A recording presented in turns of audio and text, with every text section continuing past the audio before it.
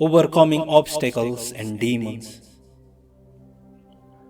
There are definitely obstacles, and generally speaking, there are three kinds: outer or external, inner, and innermost. External obstacles are imbalances in the outer elements which manifest as natural disasters like earthquakes, floods, fires, and hurricanes. These create a lot of obvious difficulties for sentient beings.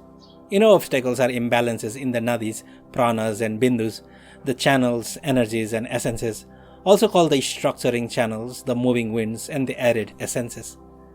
These can be disturbed in various ways.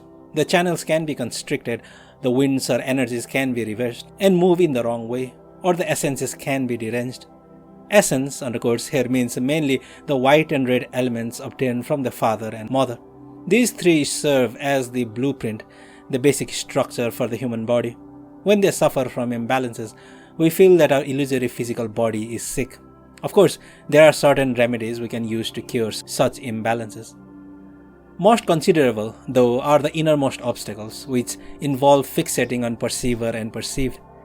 Basically, this refers to our habit of dualistic experience, which is caused by lack of stability in the original basic state of empty cognizance. When this empty cognizance is not stable in itself, its expression is to reach out and fixate on five objects of experience, the five sense objects. They are the perceived. The perceiver is the mind that fixates upon them. Although this basic original state of self-existing wakefulness has no duality whatsoever, because of fixating upon the experience as being something other, seeming duality takes place. This seeming duality is then continued. This perpetuation of dualistic experience is exactly what characterizes the minds of all sentient beings. The minds of sentient beings are caught up in fixating on perceiver and perceived. This is the very core of samsaric existence, and this is in itself our innermost obstacle. No one is beyond obstacles. We are all hurt and injured again and again by these three levels of obstacles. External obstacles, the calamities of the four elements, can be dealt with by either moving to some other place or performing certain practices to appease or pacify the elemental forces. The inner obstacles of imbalances in the Vajravadi, in the channels, energies, and essences, shows itself in physical sickness as well as various ways. You can take medicine to treat this, as well as perform yogic exercises to control, manipulate, and master the movement of the energies in the channels and the placement of the essences. Such practices belong mainly to Mahayoga and Anu Yoga, but there are some aspects concerning this within Ati Yoga as well. The most important point, though, is how to overcome the innermost obstacle of dualistic experience, the habit of holding on to perceiver and perceived. The only way to conquer that duality is not to let the expression stray into being dualistic mind, which apprehends duality where no duality exists. It is said, until duality dissolves into oneness, there is no enlightenment. We therefore need to acknowledge the non-dual state of Rangjung Yeshe, the self-existing wakefulness that is our original state. After acknowledging it, we need to train in that and become stable. It is only through such stability that we can become totally victorious over all obstacles. There is another way of describing obstacles, the four maras. Regardless of what they are called, the only way to dispel all obstacles is through mastering self-existing wakefulness. If we do this, we can be harmed by any obstacles, be they outer, inner, or innermost. First, we need to recognize. Next, train in the recognition. And finally, attain stability. There is no better method than that. The major obstacles for samadhi are called dullness and agitation. Our original state has two aspects, emptiness and cognizance, which are basically indivisible. When there is slightly more focus on the empty quality, dullness can set in. When there is too much emphasis on the cognizant aspect, agitation sets in. But when there is stability in self-existing wakefulness, one does not fall prey to either dullness or agitation. They have no sort of hold whatsoever over the state of mind. Becoming stable in self-existing wakefulness is how to deal with dullness and agitation. About the four maras, everyone who is not enlightened is in the grip of the four maras. They are the mara of the Lord of Death, the mara of disturbing emotions, the mara of the aggregates, which actually means our physical body, and the mara of the son of the gods. The mara of the Lord of Death means that everyone is subject to death, which of course interrupts their practice. The Mara of the aggregates refers to the physical body. As soon as you are born, you are encased in this material thing called the human body and subject to its changes. This is a Mara. The Mara of disturbing emotions is to be caught up in disturbing emotions, as all sentient beings are. The most subtle and the most difficult is the Mara of the son of the gods, who is the demon of seduction. It is the little voice that whispers to oneself and gives the wrong advice. There is something more interesting than practicing. Why not do it later? Like next month or next year? Then you can really get into intensive practice. Right now there is something more important. That is the voice of the Mara of the son of the gods. It is by far the most difficult to notice, the most difficult to overcome. When attaining rainbow body as did Padmasambhava and the great Siddha Vimalamitra, you overcome the Mara of the aggregates. By being stable in the mind essence, you overcome the Mara of disturbing emotions. It is only by attaining total stability through recognizing and training in mind essence that one can totally be said to have vanquished the four Maras. Otherwise, sentient beings are not free. They get overcome again and again. They are definitely under the power of the four Maras. Rangjung Yeshe can be illustrated by using the image of the sky and the sunshine, which are indivisible in the daytime. They are often used as metaphors for basic space and original wakefulness. All Buddhas and Bodhisattvas are stable in this unity, and thus are not subject to any of the levels of obstacles. Our problems as sentient beings began because of not knowing our true nature. It's as when the sun temporarily sets and it becomes pitch dark. We can't see anything. We don't know anything. This is the picture of our own ignorance, of not knowing our own nature. Such ignorance is the first link in the chain of the 12 links of dependent origination. Ignorance is what creates samsara. If we recognize self-existing wakefulness, we cut the root of the 12 links of dependent origination and samsara, and there is no ignorance. In the case of the Buddhas and Bodhisattvas, ignorance was cleared up in the ground. What happened with us is that we didn't recognize, and the 12 links of dependent origination and samsara came about. The basic difference between samsara and nirvana lies between knowing and not knowing. Knowing is awareness, wisdom. Not knowing is wandering in endless samsara. There are two choices, either knowing what this nature is, awareness, wisdom, or not knowing, ignorance. It's not that there are two different basic natures. Unknowing or ignorance forms the first of the 12 links of dependent origination, upon which the following rest and are supported. Because of ignorance, there is formation. Due to formation, there is dualistic consciousness, which is the cooperating cause of taking rebirth into a womb, forming the six sense bases and the aggregates of name and form. Taking birth propels one into involvement in grasping, craving, and becoming, not to mention a new rebirth, old age, sickness, and death. It goes on and on. The hub of this wheel is ignorance itself. If you want to blame one big demon for all of samsara, then blame ignorance, the lack of knowing. The only way to clear up the problem of samsaric existence is to dissolve ignorance into the primordial ground. This is done through simply recognizing the natural state of mind and not perpetuating the habit of dualistic fixation, by simply letting be in naturalness without accepting or rejecting. That is what overcomes all obstacles. Recognizing this precious self-existing wakefulness is like the sun that vanquishes all darkness. It is something very close, like the dividing line between light and shadow, which are really not that far from each other. That which overcomes all obstacles is recognizing self-existing wakefulness. Sustaining the continuity of non-dual awareness clears up basic ignorance. There is no ignorance at that moment, and therefore no formation, no dualistic consciousness, no name and form, no six sense basis, no grasping, craving, becoming, sickness, old age and death, and so forth. This is thanks to recognizing the essence of our mind, Rigpa, the self-existing wakefulness that is pointed out by our Guru. It is the three kayas intrinsic to our mind. The nature of our mind is empty in essence and cognizant by nature, and these two are indivisible. Saying that and sustaining its continuity is what clears up the basic ignorance. We should recognize this and sustain the natural phase of this recognition. This doesn't mean that one is deliberately keeping a state that is the natural state. Sustaining the natural phase, undercourse, means allowing its continuity without something being sustained or someone to sustain it. It's not the same as thinking, oh, now I've got it. This is what I should keep, and this is what I should avoid. I won't do this, but I will do that. Alternating between accepting and rejecting as a meditation practice is not the way to clear up samsaric existence. On the contrary, it is the link of formation, the second link among the 12 links of dependent origination. Each concept forms the basis for the dualistic state of mind, and that creates further samsara. Clearing up basic ignorance is nothing other than simply recognizing and letting be, seeing the empty cognitions, which is an indivisible unity. That is called dissolving ignorance into basic space, and is the way to go beyond all obstacles. Another way to look at this concerns obstructing forces, the obstacle makers for the practitioner.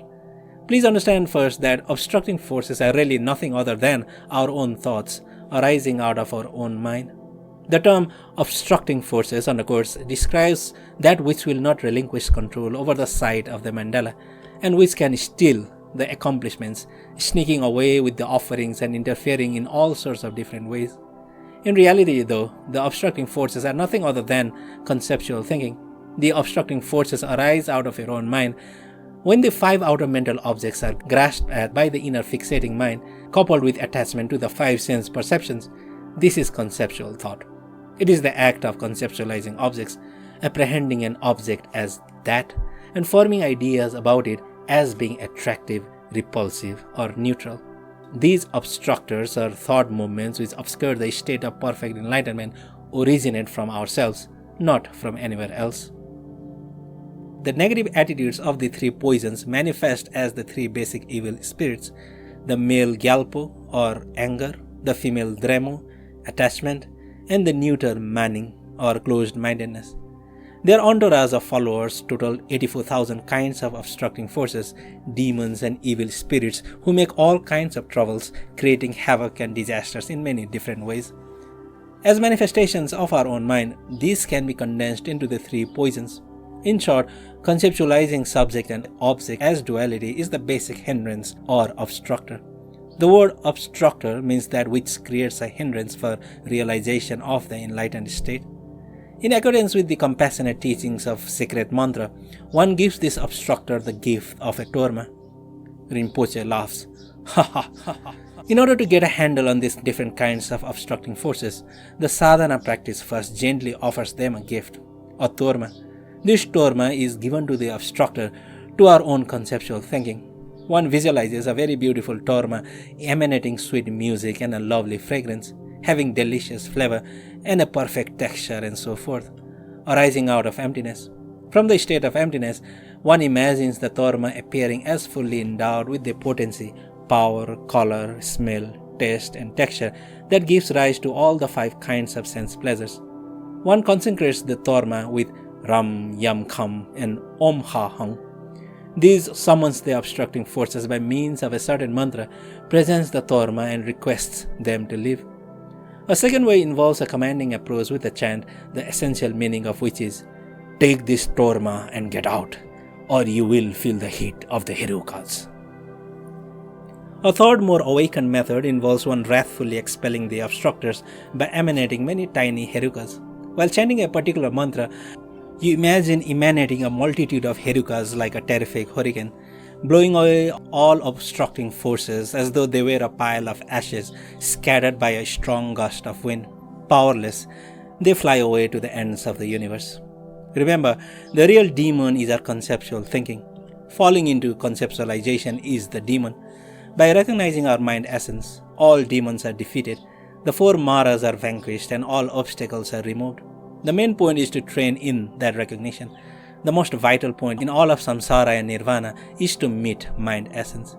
Mind has fallen into thought, and yet the essence of thought is wisdom, original wakefulness. There is nothing more important to know than this. Know what is the closest. To repeat what I have said innumerable times, the difference between sentient beings and Buddhas is knowing and not knowing. We are introduced to Rigpa by our master. When looking and seeing no thing, that is the essence of mind. At this point, the 84,000 types of thoughts are cut. Student: what about hope? I understand the issue of fear, but it seems that there is still sort of subtle hope of awakening. Is that necessarily a problem? Rinpoche: in the moment of recognizing self-existing wakefulness, what is there to focus on? Is there something else? You need to let both hope and fear collapse. Hope by definition implies something you need to accept and adopt, while fear implies something to avoid or be free from. The view, however, is to be free from both something to attain and something to avoid. The basic space of our nature is originally an indivisible empty cognizance, which is already the Dharmakaya Buddha Samantavajra with consort. Why should one hope for some other Buddha than that? The moment of knowing of Rigpa is enough. When it is said that the ultimate view means to be free from accepting or rejecting, it means there is no extra deity to be achieved in the moment of knowing one's nature. There is no extra awakened state to be attained. At that moment, there is no force to cause further rebirth within the 6 realms of samsara. Student: could you explain more why the demon of the son of the gods is the most difficult? Rinpoche: what fools or seduces us is our own thinking. Almost everybody is taken away by that Mara. Of course, we are also under the power of the Mara of the aggregate, unless we don't have a body. It may be difficult to deal with these Maras, but then again, maybe it's not so difficult. Simply don't do anything to this present wakefulness. Then the Mara won't pop his head out of that wakefulness, because it's not possible. Sustain present wakefulness in a vivid, wide-awake fashion and allow it to be as it is. That is enough. There is nothing extra to find from within that. If we think there is something other than that to achieve in our waking state, such anticipation is only a fetter that ties us down. We usually get tied up in the wave of past thought, future thought, thought of the present. Let go of these 3. This is the vivid present wakefulness. Vivid, underquotes, here means transparent, wide open, unobscured, like crystal. To yearn for some extra superior state than this present wakefulness is simply fooling yourself. This uncorrected or unfabricated present wakefulness is the true Buddha Samantavajra, which has never been apart from yourself for a single instant. While recognizing, rest naturally. If you recognize it, you are Buddha. If not, you are a sentient being. It's very simple, very clear. Like the dividing line between light and shadow. You cannot separate a lit area and a shaded area from each other. They are so close. It is like the front and back of your own hand. Buddhas and sentient beings are only that far from each other. Rinpoche shows his hand. This is what it is in actuality. This is the front, this is the back. They may seem to be apart from each other, but actually they are very, very close. The way to be sure in this is to recognize. There is no thing to see whatsoever, is there? Recognizing mind essence is not to see anything other than that. Once you get to where you are, not distracted from that throughout day and night, you have earned the name Buddha. If you can remain undistracted for 1 hour, you are already an Arhat. If you are stable in that state, there is nothing to fear about dying, because Bardo is only a continuity of this state. The old Kagyu master said, "Death is not really death. For a yogi, death is a small enlightenment." It means that mind itself is no thing that dies. Death is merely the falling away of the temporary guest house of the body. A normal person falls unconscious at the moment of death, but a practitioner who recognizes the state of Rigpa does not fall unconscious. If in the Bardo state, a recognition of Rigpa occurs, it is as I said before, within the duration of time it takes to wave a Tibetan long sleeve 3 times, you recognize, are fully trained, and attain stability. That is not possible while we are alive because of being in a material body. It's like a bird tied down with a chain. It cannot fly. We need to train in this non-dual awareness right now. Nothing else can stop our thinking, and if thinking does not stop, neither does samsara. It just goes on. Samsara needs our thinking in order to perpetuate itself, because our only thoughts can keep samsara alive. There is nothing else. Once you recognize this nature, you can lean back in a comfortable seat or bed and just totally relax. The 3 worlds of samsara can be turned upside down and the hells open up below you, and not even a hair on your body will move in fright. Until that point, there is no real confidence while in samsaric existence. Everything perishes moment by moment. Everything changes. The seasons, the body, nothing lasts. Our body is changing like the hand on a clock, second by second. The world outside and the beings within it change all the time, moment by moment. Nothing ever remains the same. Our essence, however, does not change. It is the unchanging natural phase of awareness. All Buddhas see the pain of this subtle change, called the all-pervasive suffering of being conditioned, underquotes. Sentient beings, however, don't really notice the pain of subtle impermanence. You could say that the yogis or Buddhas are sensitized to this pain, just as we wince when we have an eyelash caught in our eye. For ordinary beings, on the other hand, the pain is imperceptible, like a single eyelash held on the palm of the hand. They don't know that this being conditioned is actually painful, so they don't notice the pain that arises from the fact that from this moment until we draw our last breath, we change continuously. Student: why do we get carried away so easily? Rinpoche: because we are unstable in awareness. We start to wander off in a train of thought. All sentient beings do this. Not being stable in our own essence is an incredibly strong habit developed through countless past lives. Distraction involves the awareness wisdom being overtaken by ignorance, the knowing by unknowing. This unknowing has two aspects, innate and conceptual. If these two were purified, we would be Buddhas. But as long as the innate and conceptual aspects of ignorance are not purified, we are sentient beings. Innate ignorance is simply to forget. Conceptual ignorance comes in the moment after forgetting, when we start to think, forming thought after thought. As one thought follows after another, a long train of thought can develop. These innate and conceptual ignorances form the original borderline between Buddhas and sentient beings. They are what makes the difference between confusion and non-confusion. The Tibetan term for enlightenment translates as purified perfection, underquotes, or cleared up and perfected, underquotes. It's the ignorance that needs to be cleared up. The qualities of wisdom don't need to be perfected. They are already perfected. The ignorance, however, is like clouds covering the sky. We need to let the clouds of confusion naturally disperse into basic space. Since we have not yet attained enlightenment, why shouldn't samsara be difficult?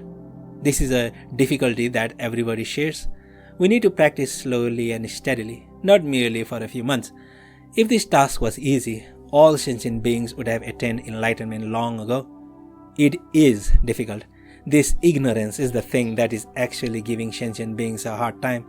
All sentient beings are governed by these two ignorances. Here's a very important statement.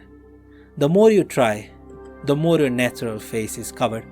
The more you let go, the more your natural face is cleared.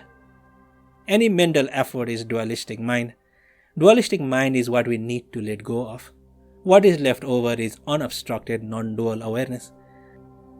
Non-fixating awareness is already present the moment you recognize Rigpa. It is there for everyone. Unfortunately, sentient beings don't know how to look, and they don't trust it even if they do see.